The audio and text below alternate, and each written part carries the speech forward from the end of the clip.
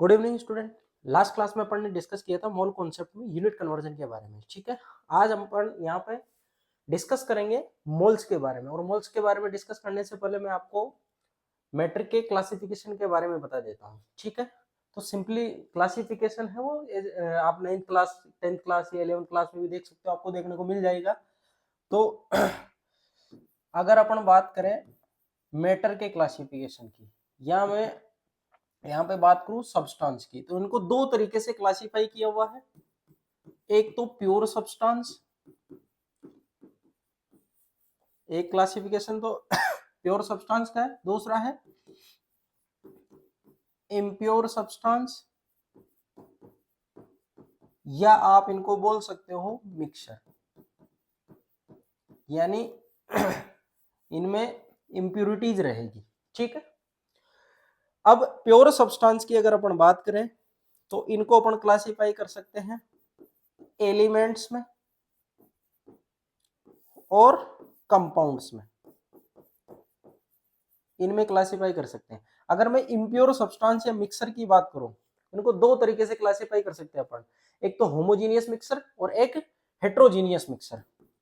एक तो homogeneous mixer, दूसरा है हेट्रोजीनियस मिक्सर। तो इस तरीके से अपन इनको क्लासिफाई कर सकते हैं। अगर मैं बात करूं एलिमेंट्स की, तो एलिमेंट्स क्या होते हैं? एलिमेंट्स एक ही एटम से मिलके बने हुए होते हैं। एलिमेंट्स क्या होते हैं? एक ही एटम से मिलके बने हुए होते हैं, और इनको फिजिकल या केमिकल मेथड से आप ब्रेक डाउन नहीं कर सकते, इनकी खास बात होती है। आई बात समझ में? तो ये एक ही प्रकार के एटम से, सेम टाइप के एटम से मिलके बने रहेंगे, और ये कभी भी केमिकल या फिजिकल मेथड द्वारा ब्रेक डाउन नहीं होंगे। तो इनके एग्जाम्पल आप पीरियोडिक टेबल में बखूबी पढ़े हो। मेटल,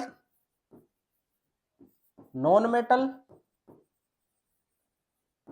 और मेटलॉइड्स, ये सारे के सारे क्या है? एलिमेंट्स के एग्जांपल है। ठीक है, कंपाउंड्स की अगर मैं बात करूं, तो कंपाउंड्स में आप पढ़ते हो ऑर्गेनिक कंपाउंड, और आप एक पढ़ते हो इनऑर्गेनिक कंपाउंड। ठीक, तो ये कंपाउंड्स की कैटेगरी में आ जाएंगे। कंपाउंड्स के लिए बोलेंगे अपन जो दो या दो से अधिक डिफरेंट या सेम टाइप के एलिमेंट से मिलके बना हुआ हो, उनको क्या बोलते हैं अपन? कंपाउंड्स। लेकिन इनमें खास बात ये रहती है कि इनमें जो एलिमेंट कंबाइंड होते हैं वो फिक्स्ड प्रोपोर्शन में होते हैं। फिक्स्ड प्रोपोर्शन में एलिमेंट क्या होते हैं? इनमें कंबाइंड होते हैं फिक्स्ड प्रोपोर्शन में। ठीक है, ऐसा नहीं है कि यहाँ पे प्रोपोर्शन डिफरेंट टाइप का रहेगा। अगर डिफरेंट टाइप का होगा तो वो इम्प्योर या मिक्सर की कैटेगरी में जाएगा।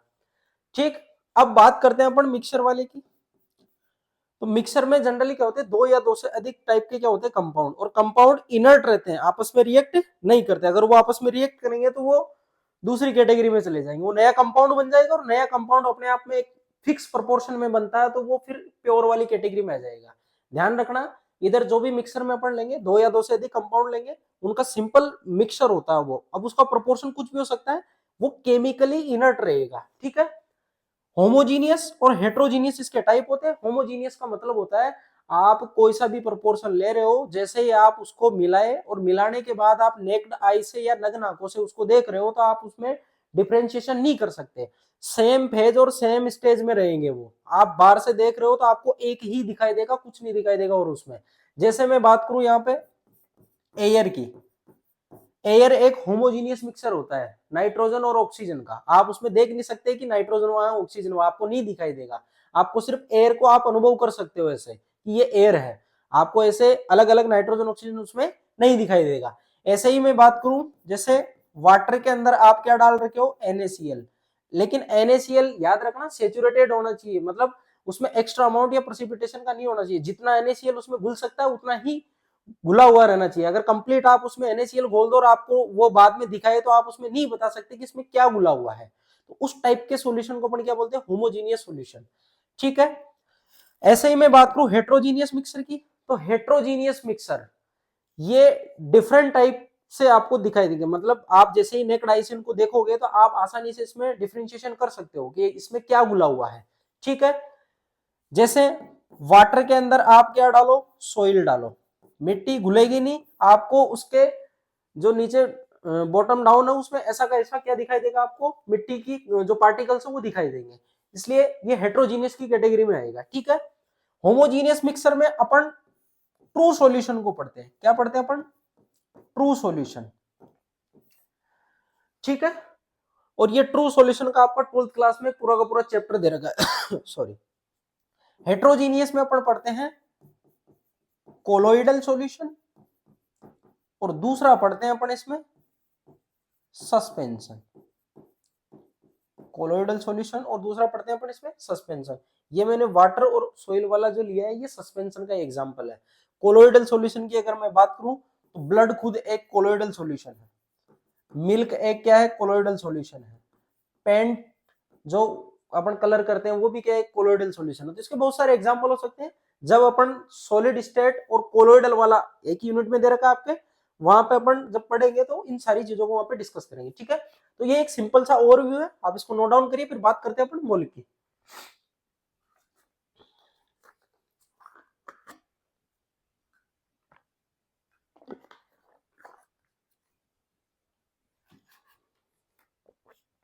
अब नेक्स्ट अपन बात करते हैं मोल्स की।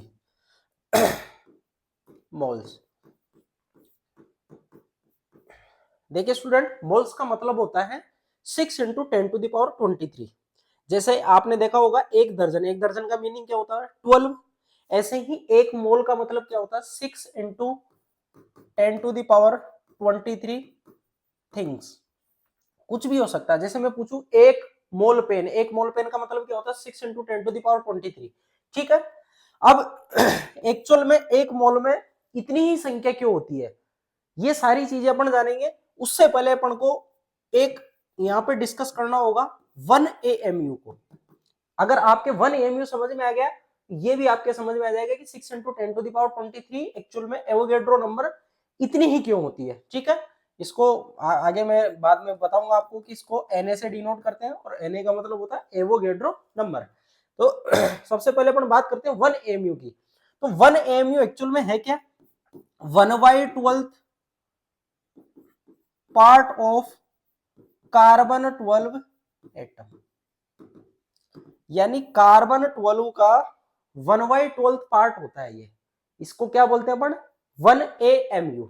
ठीक है, अब 1 AMU को समझने से पहले आप न्यूक्लियन के बारे में समझो कि न्यूक्लियंस किसे बोलते हैं। न्यूक्लियन किसे बोलते हैं, देखिए स्टूडेंट, टोटल नंबर ऑफ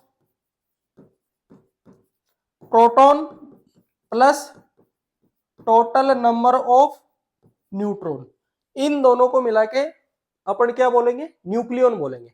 जैसे एग्जांपल से समझो, कार्बन 612, इसके अंदर 12 क्या है, प्रोटॉन और न्यूट्रॉन, तो 12 को अपन क्या बोलेंगे, न्यूक्लियन। अगर आपसे पूछा जाए कि कार्बन में कितने न्यूक्लियन होते हैं, 12 न्यूक्लियन होते हैं, यानी प्रोटॉन और न्यूट्रॉन दोनों का सम होता है न्यूक्लियन। ठीक है, अगर ऑक्सीजन की मैं बात करूं, ऑक्सीजन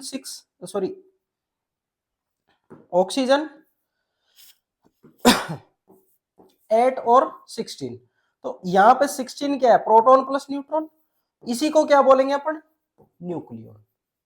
ठीक है, इसी को क्या बोलते हैं अपन, न्यूक्लियन बोलते हैं। तो न्यूक्लियन का मतलब पता चला, टोटल नंबर ऑफ प्रोटॉन और न्यूट्रॉन। तो इधर आइए आप, यहां पे मैं ऐसा लिख सकता हूं 1/12 इंटू कार्बन 12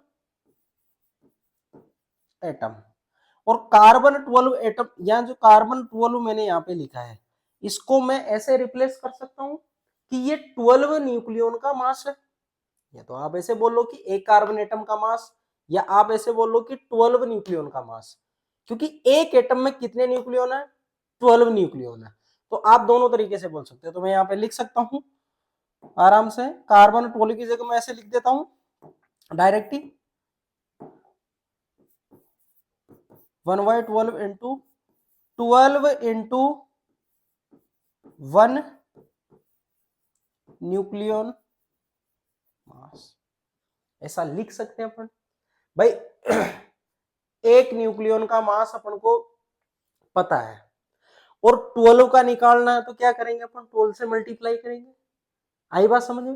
भाई कार्बन के अंदर कितने हैं, 12 न्यूक्लियन है, कार्बन के अंदर क्या है, 12 न्यूक्लियन।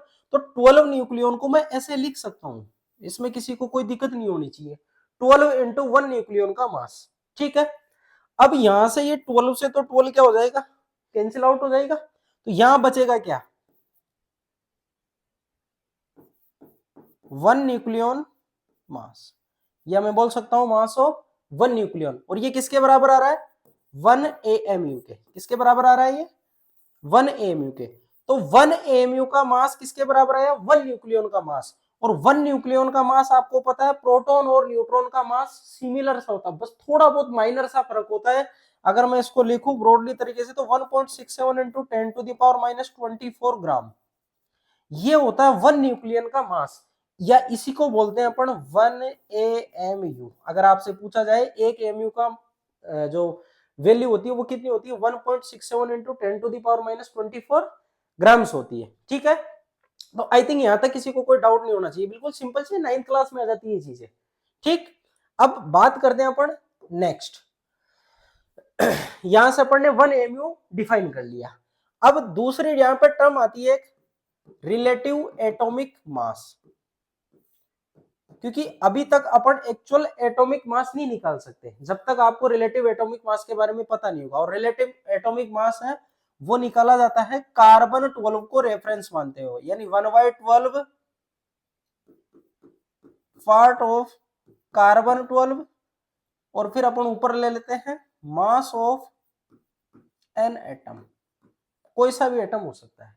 ठीक है, अब इसको मैं अगर सिंप्लीफाई तरीके से लिखना चाहूं, सिंप्लीफाई तरीके से कैसे, देखो मास ऑफ एन एटम, इसको अपन ऐसे लिख सकते हैं कि उसमें जितने न्यूक्लियन होंगे इंटू 1 न्यूक्लियन का मास, जिसे मैं कार्बन 12 में लिख रखा था, 12 इंटू 1 न्यूक्लियन का मास। और 12 क्या है उसमें, नंबर ऑफ न्यूक्लियन, मैं लिख सकता हूं number of nucleon into mass of 1 nucleon divided by 1/12 into 12 into mass of 1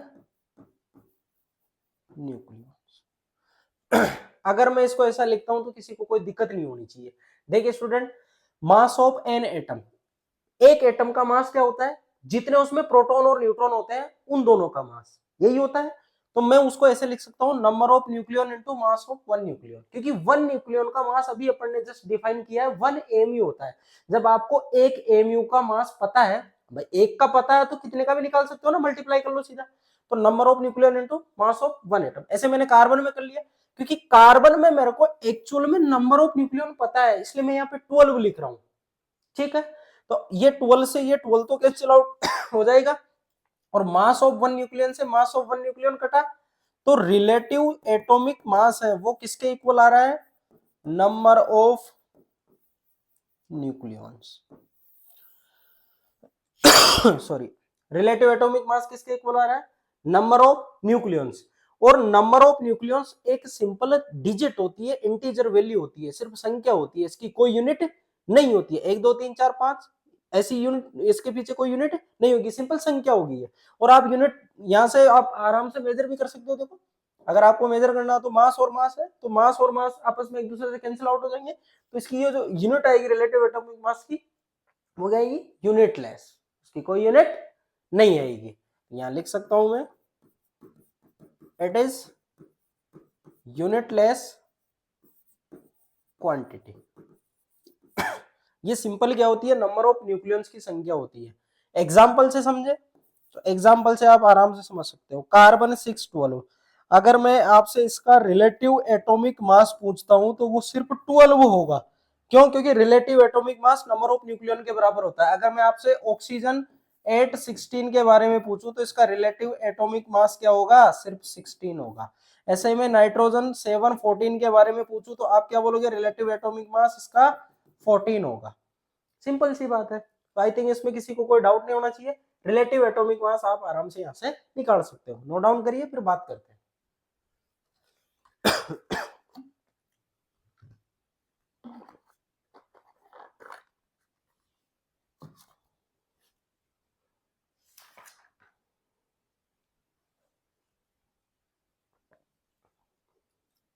अब आगे बात करते हैं अपन एटॉमिक मास के बारे में। तो अभी जस्ट मैंने रिलेटिव एटॉमिक मास के बारे में बताया। वो क्या होता है? Mass of an atom divided by 1/12 part of carbon 12 atom, यही बताया था। अब आपको क्या निकालना है? मास ऑफ एन एटम निकालना है। तो मास ऑफ एन एटम निकालोगे तो इसको इधर ले आओ। मास ऑफ एन एटम ये क्या हो जाएगा? Relative atomic mass into 1/12 part of carbon 12 atom, यही होगा। अब रिलेटिव एटॉमिक मास ये क्या होता है? नंबर ऑफ न्यूक्लियन, मैं यहां लिख सकता हूं नंबर ऑफ न्यूक्लियन, लिख सकते हैं ऐसा, इनटू 1/12, और यहां पे मैं कार्बन 12 को ऐसे लिख सकता हूं ना, 12 इनटू मास ऑफ 1 न्यूक्लियन, ऐसा लिख सकता हूं भाई। कार्बन के लिए तो ऐसा लिख सकते हैं ना। तो 12 से 12 या 12 से 12 कट जाएगा, तो बचेगा क्या? नंबर ऑफ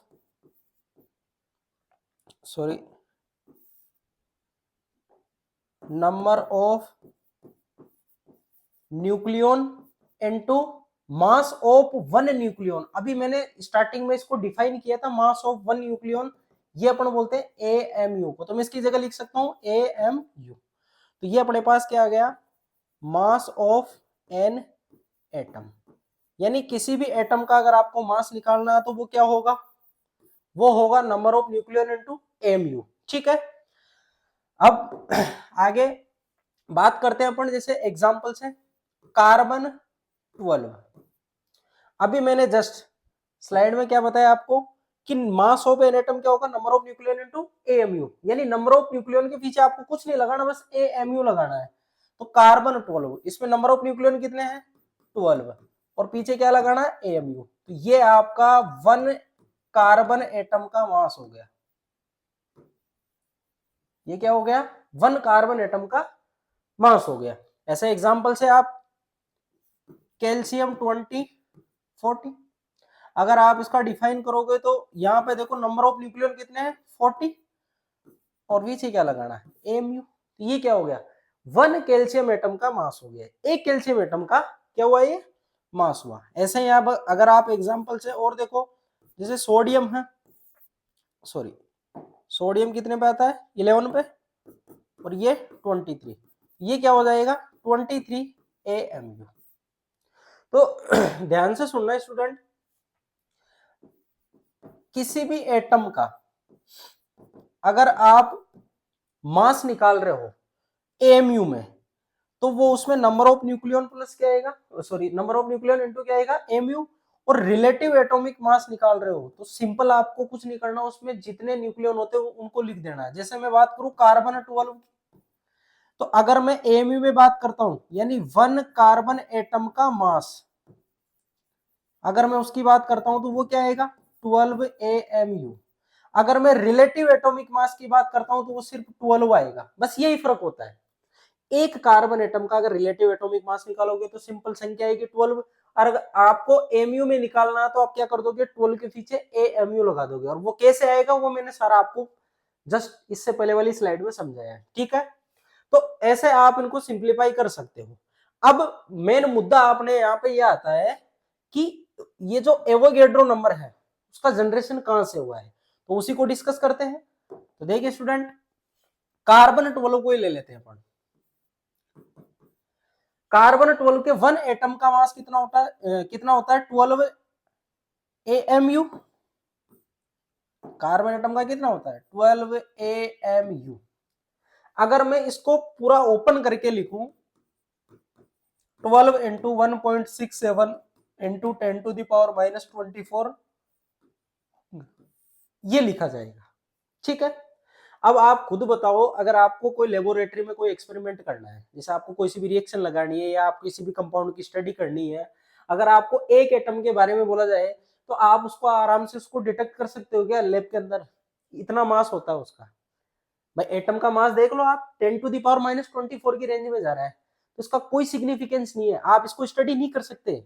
आप इसको लैब के अंदर अगर आपको कोई भी एक्सपेरिमेंट करना हो तो आप इतने से अमाउंट को लेके वहां पे स्टडी नहीं कर सकते, आप इसको फील भी नहीं कर सकते।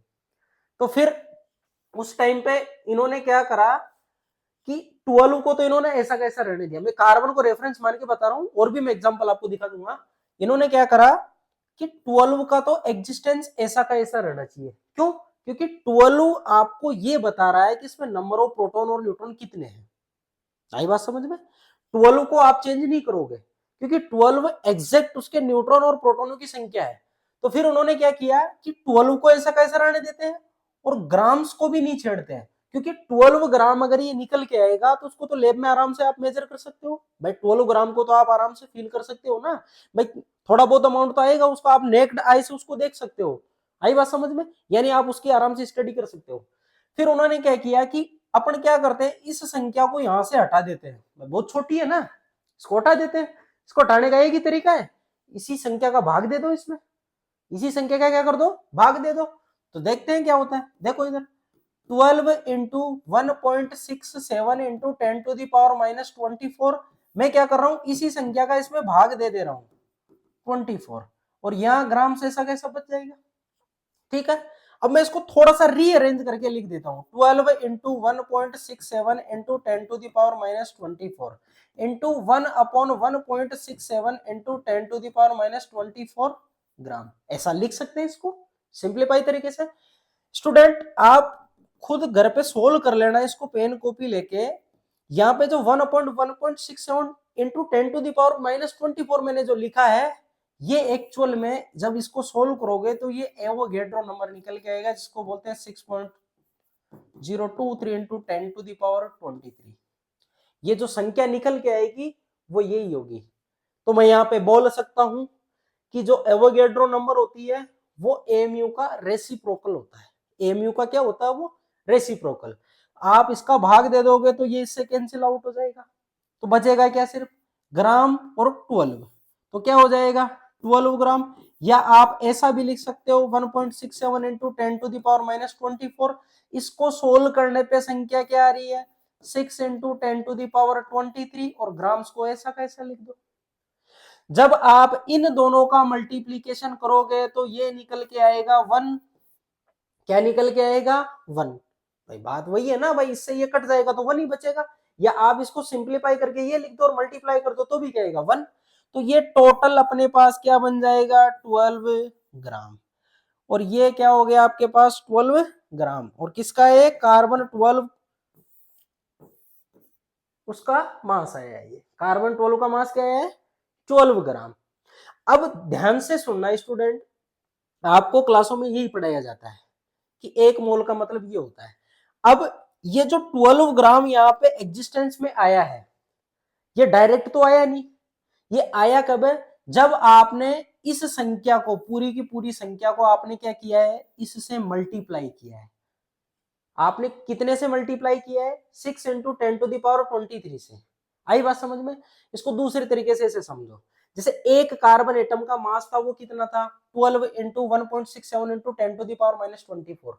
इस संख्या को हटाना है, इस संख्या को हटाने का तरीका है कि इसी का भाग दे दो, इसी का भाग दिए तो संख्या ये निकल के आती है, यानी इससे मल्टीप्लाई कर दो।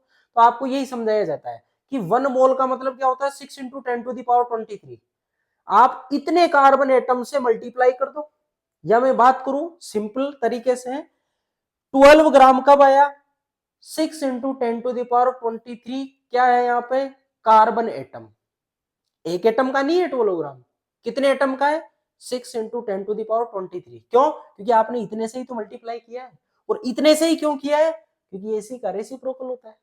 1 एमयू का क्या होता है, ये रेसिप्रोकल होता है। इसीलिए 6 इंटू 10 टू दावर 23 इसकी फिक्स वैल्यू आती है। भाई ये तो सोचने वाली बात है ना, एक्चुअल में वैल्यू इतनी ही क्यों ली गई थी उस टाइम पे 6 इंटू 10 टू दावर 23। ऐसे तो दूसरी भी ले लेते 6 इंटू 10 टू दावर 38 ले लेते। एक्चुअल में ये ही क्यों ली गई है, उसका रीजन यहाँ पे है। ठीक है, अब मैं सिंप्लीफाई तरीके से आपको और इसको समराइज कर देता हूं। जैसे देखो कार्बन 12 और 6 इसी को लेके देखते हैं अपन। देखिए स्टूडेंट, कार्बन 6 और 12, अगर मैं यहाँ पे बात करूं 12 ग्राम की, या सबसे पहले अपन एएमयू से ले लेते हैं, उससे ज्यादा आराम से आपको समझ में आएगा उससे। देखो सबसे पहले अपन रिलेटिव एटॉमिक मास से, तो मैंने क्या बताया था, जितना उसका न्यूक्लियन होता है वही उसका क्या होता है, रिलेटिव एटॉमिक मास। अगर आपको एमयू में लिखना है यानी 1 एटम का मास लिखना है, सीधी सी बात है, तो आप क्या कर दोगे 12 AMU। और आपको 1 मोल का लिखना है तो आप क्या करोगे 12 AMU में से आप क्या करोगे, एमयू को हटा के क्या कर दोगे, ग्राम कर दोगे। क्या कर दोगे आप, ग्राम कर दोगे। 12 AMU को हटा के आप क्या करोगे, ग्राम। और ग्राम में कब होगा वो, जब आप उसको 6 इंटू 10⁻23 से क्या करोगे, मल्टीप्लाई करोगे। आई बात समझ में? क्यों? क्योंकि देखो इधर मैं फिर से लिख देता हूं 1.67 इंटू 10⁻24 ग्राम।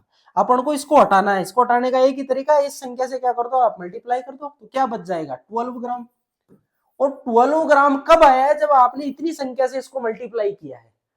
तो इसी संख्या को फिर बाद में क्या बोलने लगे कि ये 1 मोल होती है। जैसे 1 दर्जन में 12 होते हैं, ऐसे ही 1 मोल में क्या होती है, इतनी संख्या होती है। तो ध्यान से सुनना, रिलेटिव एटॉमिक मास में कोई यूनिट नहीं होती।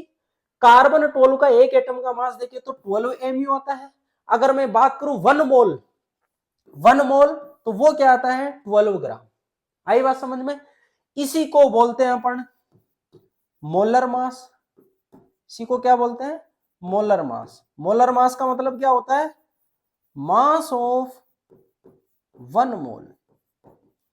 मास ऑफ 1 मोल। 1 मोल का जो मास होगा उसी को क्या बोलेंगे, मोलर मास। कई जगह कई बुक्स में 1 मोल को ग्राम मोल्स भी बोलते हैं। कई बुक्स में दे रखा है grams mole, number of grams mole. ठीक है, ग्राम्स मोल का मतलब भी क्या होता है, 1 मोल ही होता है। आई बात समझ में? तो ये कुछ टर्म्स हैं, मोलर मास, 1 मोल, ग्राम्स मोल, इनका मीनिंग एक जैसा ही होता है। ठीक है, तो ये सिंप्लीफाई तरीके से आप एक ही एग्जांपल से समझ सकते हो। ऐसे ही मैं अगर ऑक्सीजन 16 इसका समझाऊं तो इसका रिलेटिव एटॉमिक मास क्या होगा, इसका relative atomic mass, sorry carbon का लिख दिया वापस, इसका रिलेटिव एटॉमिक मास क्या होगा, वो होगा इसका 16। अगर मैं इसकी बात करूं, इसकी एटॉमिक सॉरी 1 एटम के मास की, जिसको अपन ये भी बोलते हैं एटॉमिक मास, 1 एटम का मास या एटॉमिक मास, तो वो क्या आएगा 16 AMU। अगर मैं बात करूं इसके मोलर मास की, याद रखना इसका जो मोलर मास है और एटॉमिक मास है वो दोनों डिफरेंट होते हैं। मोलर मास की बात करें तो वो क्या आएगा, आपको कुछ नहीं करना है, इसको 6 इंटू 10⁻23 से मल्टीप्लाई करना है, तो ये किस में चला जाएगा, 16 ग्राम में चला जाएगा। सेम एज इट इज, ऐसा कैसा, ऐसा आप किसी का भी निकाल सकते हो। ठीक है, इसको नोट डाउन करिए, फिर फॉर्मूला बनाते हैं अपन इनके कि फॉर्मूला कैसे बनते हैं।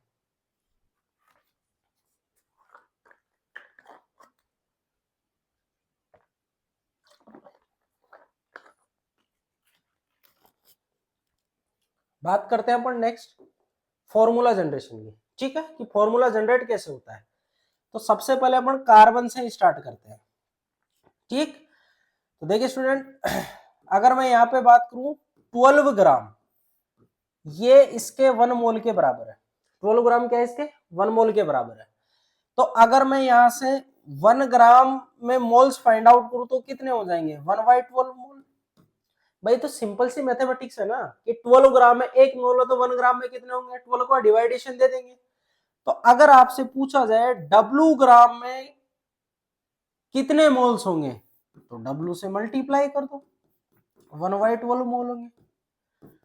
तो वेट W ऐसा कैसा लिख देंगे। और ये जो 12 है, इसको अभी मैंने जस्ट बोला है, ये क्या होता है, मोलर मास होता है। तो मैं यहां लिख सकता हूं W/m मोल्स।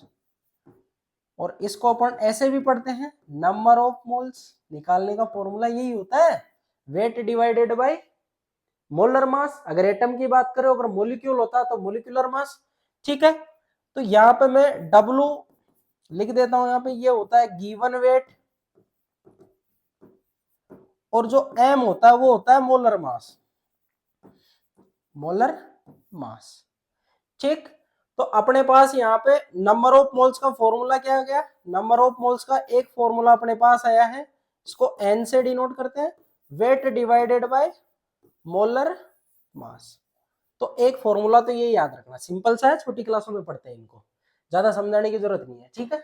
दूसरा फॉर्मूला निकाले अपन, देखो इधर कार्बन 12 को मानते हुए अपन सारा सब कुछ करेंगे। कार्बन 12 के एक मोल का मतलब क्या होता है, 6 इंटू 10⁻23 उसमें कार्बन एटम थे, तब जाके वो 1 मोल बना था। तो मैं इसको ऐसे लिख सकता हूं, 6 इंटू 10⁻23 कार्बन एटम, ये क्या होंगे, 1 मोल के बराबर होंगे। इसके बराबर होंगे 1 मोल के। भाई 1 मोल कब निकल के आया था उसका 12 ग्राम, जब आपने इतने कार्बन एटम से उसको क्या किया था, मल्टीप्लाई किया था। अगर मैं एक कार्बन एटम का मैं मास निकालने की बात करूं तो वो, सॉरी, एक कार्बन एटम के मोल्स निकालने की बात करूं तो वो क्या हो जाएगा, 6 इंटू 10⁻23 मोल्स हो जाएगा, यही होगा, ठीक है। अगर मैं यहां पे n कार्बन एटम, n का मतलब कोई से भी हो सकते हैं, जैसे डब्ल्यू ग्राम लिया था वैसे n ले लिए, उसमें निकालूं तो क्या करना है, n से आप इसको क्या कर दो, मल्टीप्लाई कर दो, 6 इंटू 10⁻23 मोल्स, ये हो जाएगा। फिर यहां मैं लिख देता हूं 6 इंटू 10⁻23 होती है, इसको बोलते हैं अपन एवोगैड्रो नंबर, और इसको मैं एन ए से डिनोट करता हूं, ठीक है। इसको सिंपल एन ए से अपन क्या करते हैं, डिनोट करते हैं। तो यहां लिख सकते हैं नंबर ऑफ मोल्स निकालने का एक और फॉर्मूला अपने पास आ गया, एन डिवाइडेड बाय, इसको मैं क्या लिख सकता हूं, एन। तो अपने पास दो फॉर्मूले तो यहां से जनरेट हो गए। एक तो अभी जस्ट निकाला था, number of moles weight divided by molar mass, दूसरा क्या आ गया अपने पास, एन अपॉन एन। तो दो फॉर्मूले अपन ने यहां से जनरेट कर लिए, ठीक है। अब बात करते हैं अपन नेक्स्ट, जैसे यहां पे अपन ने मोलर मास डिफाइन किया है, ऐसा का ऐसा ही मोलिकुलर मास होता है या ग्राम मोलिकुलर मास होता है, ठीक है, ऐसा का ऐसा ही वो किसी मोलिक्यूल की हेल्प से समझते हैं अपन। भाई वहां तो एटम अपन ने आराम से डिफाइन कर लिया, अब ऐसा थोड़ी कि हर एक जो भी एलिमेंट होगा वो एटम की फॉर्म में रहेगा, कुछ ऐसे होते हैं जो कंबाइंड फॉर्म में भी एग्जिस्ट करते हैं, जैसे N2O2 F2Cl2 Br2 है, ठीक है, वाटर है, ये सारे कंबाइंड फॉर्म में एग्जिस्ट करते हैं, तो इनको अपन क्या बोलते हैं, मोलिक्यूल। और मोलिक्यूल को दो तरीके से अपन इसको डिफाइन करते हैं, एक तो होता है एलिमेंटल मोलिक्यूल, एक क्या होता है एलिमेंटल मोलिक्यूल, और दूसरा होता है कंपाउंड मोलिक्यूल, कंपाउंड मोलिक्यूल। और मोलिक्यूल की डेफिनेशन क्या होती है, मोलिक्यूल की डेफिनेशन सिंपल सी होती है, ये सिंपल इंडिपेंडेंटली रहने वाले सब्सटेंस है, मतलब ये इंडिपेंडेंटली रहेंगे, ये एग्जिस्ट करते हैं स्टेबल अपने आप में, और इनमें जो एलिमेंट होते हैं वो सेम टाइप के हो सकते हैं और डिफरेंट टाइप के हो सकते हैं। अगर सेम टाइप के होंगे तो उनको एलिमेंटल मोलिक्यूल बोलेंगे, और डिफरेंट टाइप के होंगे तो उनको कंपाउंड मोलिक्यूल बोलेंगे। तो एलिमेंटल के एग्जांपल कौन से हो गए, N2 हो गया, O2 हो गया, F2 हो गया, Cl2 हो गया, ठीक है, O3 हो गया, ये सब क्या है, एलिमेंटल मोलिक्यूल है, ठीक। कंपाउंड वाले मोलिक्यूल कौन से होंगे, जिनमें एक से ज्यादा प्रकार के क्या रहेंगे, एलिमेंट रहेंगे, वाटर हो गया, CO2 हो गया, H2SO4 हो गया, ठीक है, इनको क्या बोलेंगे अपन, कंपाउंड मोलिक्यूल बोलेंगे, ठीक। कंपाउंड मोलिक्यूल और एलिमेंटल मोलिक्यूल, ये मोलिक्यूल को ऐसे अपन समझा सकते हैं, ठीक। अब बात करते हैं अपन सिंपल मोलिक्यूल को लेके, जैसा वहां पे एटम में अपन ने डिफाइन किया था AMU और एक ग्राम्स, सेम ऐसा का ऐसा रिलेटिव एटॉमिक मास भी आप निकाल सकते हो, उसको भी आप भले से लिखना चाहो तो लिख लो। जैसे एग्जांपल की मैं बात करूं, यहां पे अपन ले लेते हैं O2, सिंपल क्या ले लेते हैं अपन, O2, ठीक। O2 की मैं बात कर लेता हूं। अब O2 एक ऑक्सीजन के अंदर आप देखते हो कि 16 न्यूक्लियन होते हैं, तो दो ऑक्सीजन में कितने होंगे, 32 न्यूक्लियन, ये तो सिंपल सी बात है। तो अगर मैं यहाँ रिलेटिव एटॉमिक मास निकालता हूं तो इसका क्या आएगा, 32। और अगर मैं मोलिक्यूलर मास, मोलिकुलर मास यानी वन मोलिक्यूल का अगर मैं मास यहाँ पे डिफाइन करूं तो वो आएगा 32 AMU। अगर मैं यहाँ पे मोलर मास डिफाइन करता हूं मोलर मास बोल लो, या आप बोल लो ग्राम मोलिकुलर मास, या आप बोल लो मास ऑफ 1 मोल, या आप बोल लो मोलर मास, सारे के सारे सेम ही है। ये कितना आएगा, ये आएगा 32 ग्राम। ये कितना आएगा 32 ग्राम। तो देखो सेम उसके जैसा ही है, रिलेटिव एटॉमिक मास में कोई यूनिट नहीं होती, मैंने नहीं लिखा। अगर आप 1 मॉलिक्यूल का मास लिखोगे तो एमयू की फॉर्म में लिखोगे, मैंने लिख दिया। 1 मॉलिक्यूल यानी 2 ऑक्सीजन है, एक का 16 होता है तो 2 का कितना होगा 32। फिर मैंने ग्राम्स में लिखा, ग्राम्स में कब गया ये, जब आपने इसको 6 × 10⁻23 से क्या किया है, मल्टीप्लाई किया है। आई बात समझ में। तो ये सिंपल आज अपन ने इनके फॉर्मूला कैसे एक्चुअल में ये जनरेट होते हैं, कहां से जनरेट होते हैं, वो सारे यहाँ पे डिस्कस किए हैं। ठीक है, अब जो भी नेक्स्ट क्लास होगी उसमें अपन एक फॉर्मूला और रह गया उसको डिस्कस करेंगे, वॉल्यूम का है वो, है ना। 1 मोल गैस कितना वॉल्यूम, एसटीपी स्टैंडर्ड टेम्परेचर और प्रेशर पे वो कितना वॉल्यूम ऑक्यूपाई करती है, 22.4 लीटर। और वो किस तरीके से फॉर्मूला अपन भाई आया कैसे है, वो सारा जैसे यहाँ निकाला ना वैसा वैसा वहां निकालेंगे। ठीक, बाकी उसके बाद अपन इसकी कुछ न्यूमेरिकल प्रॉब्लम करेंगे, और फर्दर फिर अपन आगे इंपेरिकल फॉर्मूला कैसे डिफाइन किया जाता है, उसको कैसे निकालते हैं, वो सब सारी चीजें डिस्कस करेंगे। ठीक है, तब तक के लिए बाय बाय।